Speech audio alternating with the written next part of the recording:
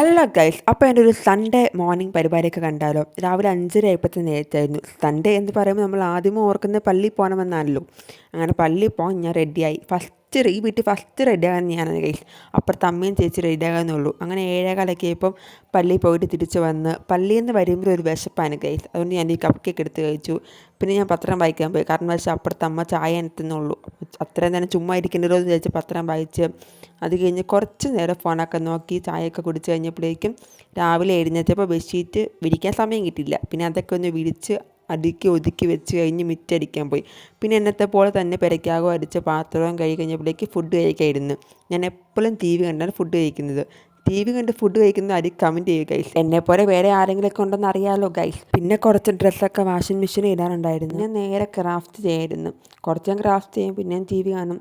ഇതൊക്കെ തന്നെ എൻ്റെ മോർണിംഗ് പരിപാടി. സോ ഇന്നത്തെ പരിപാടി ഇത്രേ ഉള്ളൂ. ഇഷ്ടപ്പെട്ട ലൈക്ക്, ഷെയർ, സബ്സ്ക്രൈബ് ചെയ്യുക. Bye bye.